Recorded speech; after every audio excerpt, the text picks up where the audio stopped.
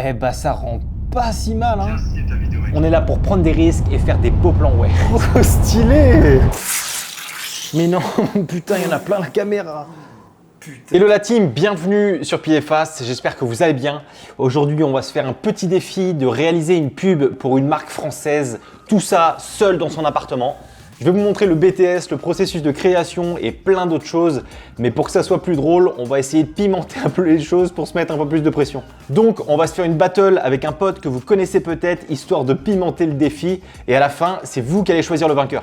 Mais bon, confinement oblige, on va faire ça à distance avec mon pote Alex Jackson qui fait aussi des vidéos sur YouTube et qui est un mec vraiment cool. D'ailleurs, on va l'appeler maintenant pour fixer les règles et let's go. Oh mon dieu. Oh mon dieu, c'est PFast. Eh oui, c'est bon.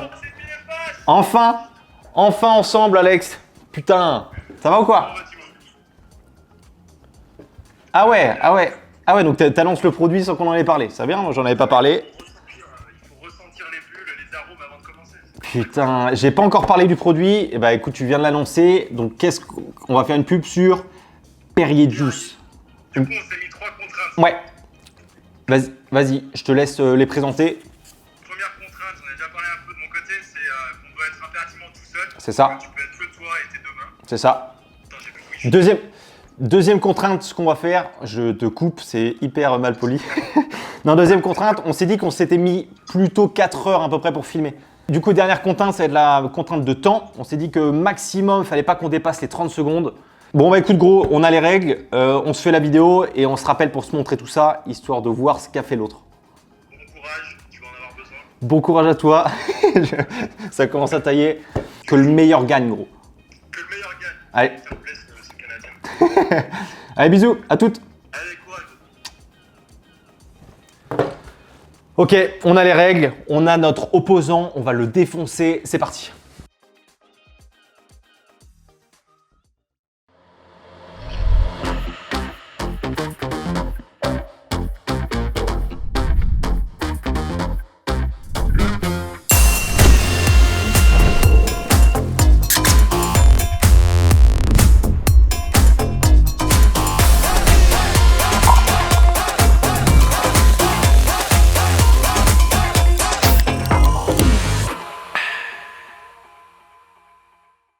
Ok Alex, on a parlé du coup avant moi, mais on va faire une vidéo sur le produit Perrier fraise kiwi qui est juste ici. Si on se rappelle rapidement les règles du coup, il faut qu'on soit uniquement tout seul à faire la vidéo. Il faut que ça dure moins de 30 secondes et on a en tout plus ou moins 4 heures pour faire la vidéo. Juste avant de vous montrer la première scène, je vais vous parler un petit peu du matos que j'utilise, comme ça au moins ça vous donnera une petite idée. Alors du coup, pour filmer, moi je vais faire ça avec mon Sony A7 III plus mon Tamron 2875. Ensuite, si on parle de lumière, alors ici c'est la Godox SL60W avec une softbox parabolique de la marque Neewer aussi. Donc ça va me permettre d'avoir une main light qui va être juste ici et ensuite 2 petites lumières, on va dire tubes, enfin qui vont représenter un peu l'effet tube, qui vont venir refléter pile sur le côté de la canette. Ah ouais, je vous ai pas aussi parlé des fonds que j'avais. En fait, j'ai pas de fond vert, pas de tissu, tout ça. Donc ce que j'ai fait, c'est que j'ai pris des espèces de petits cartons. Donc là, il y en a un noir et juste ici, il y en a un blanc. Hop. Et en fait, je viens scotcher et déscotcher des petits morceaux de papier. C'est de la papeterie, on va dire, tu vois, de couleur rouge et de couleur verte. Et je sais pas, le tout, j'ai dû le payer 5 €. Donc bon, c'est assez facile. Et au moins, comme ça peut te faire un petit studio pour pas très cher, quoi. Allez, je vous pose. On parle très rapidement du processus créatif et après, on y va. Ok, donc avant de faire ce genre de vidéo, moi ce que je vous conseille de faire, c'est d'aller vous inspirer un peu de ce qui se fait sur YouTube. Moi j'ai passé pas mal de temps à regarder justement des vidéos d'autres mecs qui faisaient ce style de vidéo pour m'en inspirer et surtout pour voir comment on fait parce que c'est la première fois que j'en fais une. Ensuite, je me pose sur mon ordi et je réfléchis à des styles de plans que j'aimerais bien voir et du coup je crée une espèce de storyboard ou plutôt une shooting list que je vous mets juste ici. Je le fais via un outil, je vous en parlais un petit peu plus tard, mais il est génial et ça me permet d'aller beaucoup plus vite dans mes storyboards. Certains arrivent beaucoup mieux en faisant des dessins. Moi je sais que c'est pas trop mon cas parce que je suis très mauvais en dessin et je préfère juste écrire quelques mots et j'arrive à me souvenir de ce que j'avais plus ou moins en tête. Bref, essayez de préparer vos shoots avant de faire ce style de vidéo, ça va vous aider un truc de ouf. Bon, allez, assez parlé et on se retrouve tout de suite pour le premier shot. Ok, on commence avec le premier plan qui est finalement le plan final, le pack shot final. Je commence toujours par ça parce que justement c'est ce qui te met en confiance parce qu'en termes de créativité c'est pas le truc le plus dur mais surtout c'est le shot le plus important de toute la vidéo. Donc du coup je préfère commencer par ça et ça me permet aussi de me mettre en jambe, de me mettre un peu en confiance.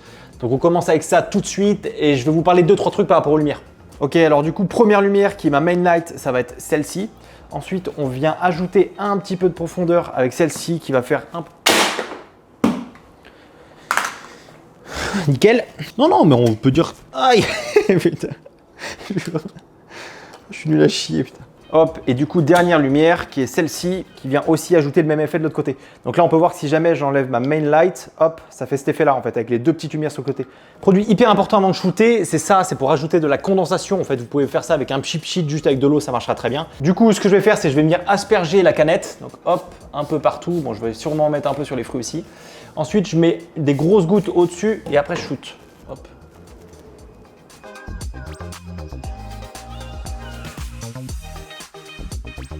Ok, deuxième scène, mais pour moi, ça va être la première vidéo de ma pub. Là, je veux simplement mettre la canette en avant, donc je vais simplement faire un petit plan avec une rotation. Donc là, j'ai pris une espèce d'un plateau à fromage. J'ai mis la canette dessus et je vais faire une petite rotation. Et là, je vais filmer en caméra en 4K et après en post-production, je vais venir faire un petit zoom histoire de se focus sur le Perrier. Là, ce que je veux, c'est que ça s'arrête pile au bon endroit de la canette. On va le faire plusieurs fois et ça sera pas mal. Le plan numéro 3, il va être plutôt similaire. Donc là, je vais utiliser une focale un peu plus longue. Je vais aller à 75 mm. Et ensuite, pareil, je vais faire tourner la canette et je vais venir jouer avec ces petites lampes-là pour essayer de donner un petit effet un peu sur la canette. Le but étant de créer un peu quelque chose. Je vais simplement faire ce mouvement-là et je pense que ça peut être pas trop mal. Ok, ça me paraît pas mal.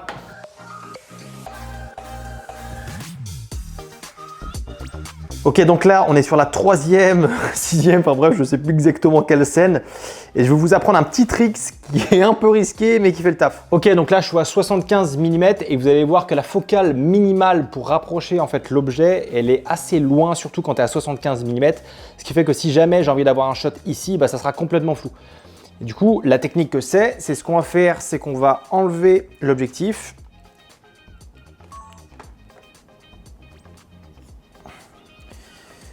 Et on va venir le retourner, hop.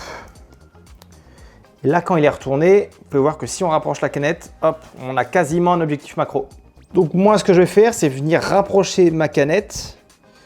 Genre par là, c'est pas mal. Je vais remettre du cheap sheet pour avoir des petites gouttes qui tombent. Tu connais le cheap sheet, hein, on aime bien.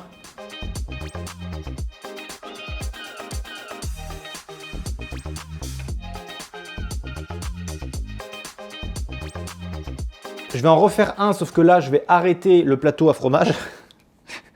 Quand tu y repenses, putain, c'est débile. Et je vais essayer de faire exactement le même plan avec une goutte qui tombe et je pense que ça peut être pas trop mal. Donc voilà comment faire un objectif macro avec un objectif classique. Bon, après, votre capteur est un poil un peu à l'air libre, donc faites attention à bien serrer votre objectif près de votre capteur pour éviter qu'il y ait des poussières qui se rentrent dedans. Et même après, quand vous avez fini, pensez bien à faire du cheap sheet comme ça sur votre capteur, histoire d'enlever toutes les poussières. Mais en tout cas, ça fait le truc. Ok, donc la nouvelle scène. Alors là, je vais tester un truc, je ne sais pas du tout si ça va marcher. Mais en gros, ce que je veux faire, c'est faire un coup de slider. Donc au début, proche de la caméra et ensuite, je recule pour arriver ici.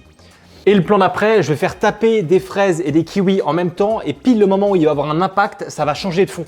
Du coup là, le premier plan, c'est de faire l'avant-arrière, ensuite de ne pas bouger et de changer les fonds et de refaire un shot. Donc on va tenter ça, je ne sais pas du tout ce que ça va donner, mais bon, on teste des trucs.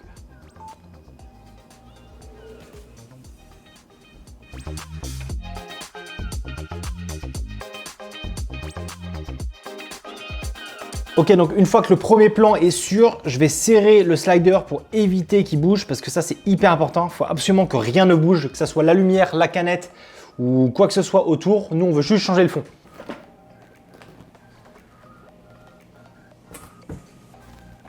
Et ensuite, sans rien toucher, on va juste relancer la vidéo.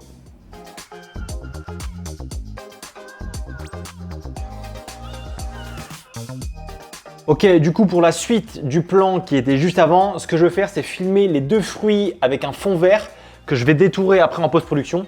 Et en fait l'objectif c'est de les faire cogner entre eux puis ensuite tomber et ça va faire la transition avec le plan d'après. J'avoue ça paraît pas hyper clair comme ça, mais du coup je vais essayer.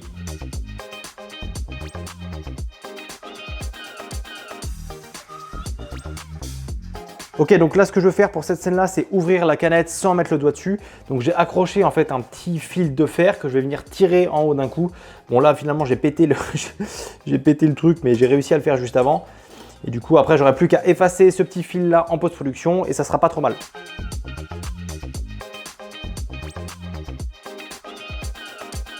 Ok, donc du coup pour ce shot là, je voulais avoir un top shot de la canette, donc un peu qui est comme ici. Donc ce que j'ai fait, c'est que j'ai pris mon trépied que je suis venu placer sur une chaise et sur la table, hop, et j'y mets ma caméra tout en haut. Je crois que je dois être à 70 mm, un truc comme ça. L'idée, ça serait de rentrer pile dans le trou justement de la canette et pour faire une transition. Bon, je vais essayer ça.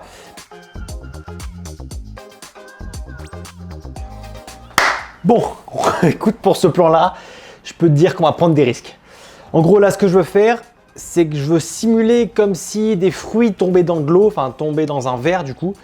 Et du coup, je suis arrivé à ce petit résultat. Je ne sais pas du tout ce que ça va rendre, mais on va tenter. Donc, ce que je vais faire, c'est que je vais mettre une carafe au-dessus de mon appareil, au-dessus de mon objectif. Et vu que c'est en verre, bah, normalement, on va voir à travers. Et je vais jeter les fruits par-dessus en espérant que ça capte pile le moment net. Est-ce qu'on est serein sur ce type de plan? Pas de ouf, non, on va pas se mentir. Mais écoute, faut qu'on tente des choses. On est là pour prendre des risques et faire des beaux plans, ouais.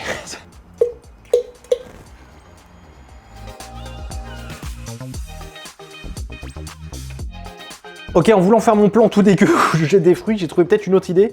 En gros, je fais un espèce de tourbillon avec les fruits qu'il y a dedans. Et hop, après je le pose dessus. Ça donne envie de gerber, mais ça peut peut-être être sympa. Je sais pas. Eh bah ça rend pas si mal, hein. Je sais pas ce que je vais faire avec ça, mais en vrai, ça rend pas si mal. Qu'est-ce que je vais foutre avec ça au montage? Oh la gueule. Bon, on va dire que c'est validé et on va aller au plan d'après. Why not? Ok, donc là maintenant, ce que je vais essayer de faire, c'est la transition au moment où les fruits s'entrechoquent et ensuite ils descendent. Là, ce que je vais essayer de faire, c'est de faire la suite où les fruits descendent justement dans la carafe et arrivent du coup dans l'eau et se mélangent du coup à l'eau.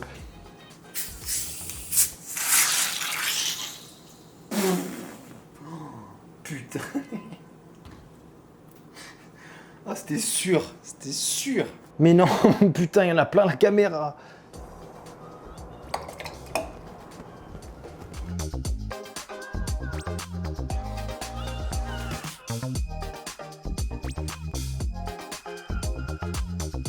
Ok, quasiment le dernier plan. Donc là, ce que je veux faire, c'est verser de l'eau pétillante dans le verre.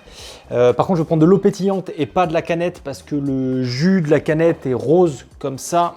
Et du coup, bah, c'est dégueulasse. Donc là, on va prendre de l'eau pétillante histoire de faire genre c'est ça qui sort de la canette alors que c'est pas le cas. Hein. Bon, merci les produits, c'est bon.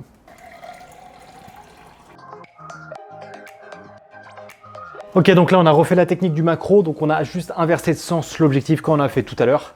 Et là, on va essayer de verser de l'eau pétillante pile au bon endroit pour que ça fasse des petites bulles et que ça monte bien comme on aime là. Ok, du coup, j'ai fini le tournage. Honnêtement, ça m'a pris beaucoup plus de temps que ce que je croyais. J'ai largement dépassé la limite des 4 heures. Bref, en tout cas, le tournage maintenant est terminé. Il ne reste plus qu'à faire le montage et ensuite à le montrer à Alex. Et après, ça sera à vous de décider. Ok, on se retrouve quelques jours après le montage de la vidéo finie que vous avez déjà vue. Pareil, si vous voulez que je fasse une vidéo sur le workflow, n'hésitez pas à me le dire en commentaire parce que je pense qu'il y a quelque chose à vous partager. Bon, maintenant, on va appeler Alex pour se montrer les résultats de nos vidéos. Bien le bonjour. Ça va? Et toi? Bah ouais, ça fait vachement longtemps qu'on s'est pas eu au téléphone, genre pas 15 minutes. Comment tu veux qu'on fasse? Est-ce que tu veux qu'on... qui montre en premier, tiens déjà? On fait Un Shifumi? Vas-y, en un coup? Vas-y. Par contre, il y a du décalage. Ah ouais, merde. T'es prêt? On essaye. Shifumi. Allez. Je veux dire qu'on a eu quelques idées similaires. Mais mec, c'est... Ah ouais? Ah putain, merde. T'as des images qui sont vraiment clean. Bien stylé ta vidéo, mec. Et- Franchement, elle est... Merci. C'est Ta top. petite goutte à la fin, t'as dû être refait quand elle tombe. Mais mec, je l'ai... Bah, enfin, on en parlera après, mais je l'ai fait mais 40 fois ce plan-là. Vraiment, je l'ai fait vraiment beaucoup de fois, quoi. Par contre, je sais pas comment t'as fait. Je suis curieux de voir ton BTS avec le fond blanc, là. Vas-y, à moi. Bon, t'es prêt? Ça, j'en peux plus. Je mets à fond.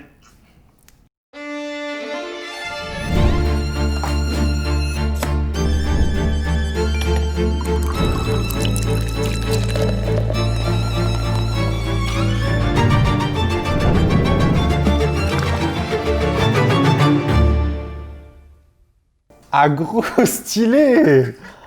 Mec, c'est trop stylé. Putain, ah ouais, rien à voir. En vrai, enfin, déjà en termes de peut-être color grading, de fond et tout, toi c'est vachement sombre en fait. C'est genre un peu plus, j'ai l'impression que c'est un poil plus classe dans le style.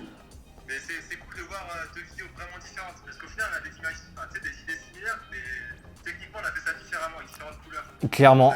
On va voir aussi ce que les gens en pensent, parce que ça se trouve, on a fait 2 vidéos et ça va être éclaté. Ouais, bah, ça se trouve, c'est pourri, hein. Ouais. Bien joué à toi, gros. Moi, je te laisse, je vais aller faire ma petite conclusion et te donner mes 2-3 tips. Et puis, et après, let's go voir ton petit BTS. Bisous, poulet. Hâte de voir ça. Allez, prends soin de toi. Ouais, toi aussi. Ciao. Ciao, ciao. Bah putain, je m'attendais pas du tout à ce résultat, que ça soit pour lui ou pour moi.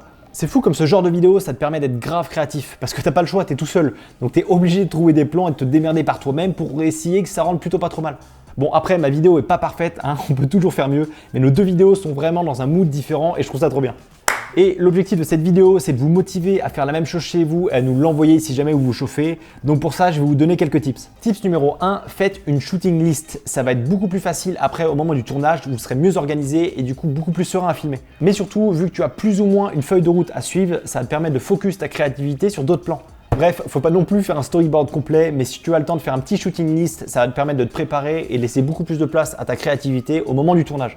Tips numéro 2, ne surtout pas se fixer une limite de temps. C'est clairement l'erreur qu'on a faite de vouloir se mettre une contrainte de temps parce que du coup j'étais beaucoup plus focus sur le temps qui passait que sur mes plans et du coup ça me stressait à moitié, c'était assez bizarre. Donc prenez le temps qu'il vous faut pour faire une bonne vidéo et comme ça vous serez beaucoup plus serein. Tips numéro 3, bon c'est hyper obvious mais faites plus de plans que pas assez. Sur chaque scène, je l'ai au moins faite 10 à 15 fois pour être sûr d'avoir la bonne.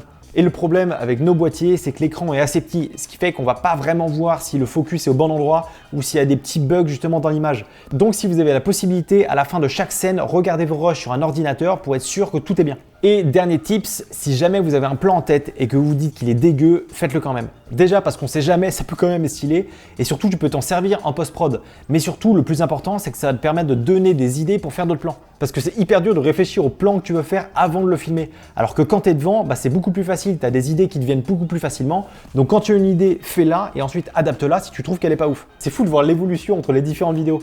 Il y a quelques temps, j'avais fait une vidéo dans ce style avec une bouteille d'huile d'olive et quand je la regarde maintenant, je la trouve vraiment pas ouf. Alors je dis pas que celle-ci est beaucoup mieux, mais on voit clairement que j'ai progressé alors que c'est simplement ma 2e vidéo de produit. Donc la morale, c'est entraînez-vous, vous allez voir que vous allez forcément progresser.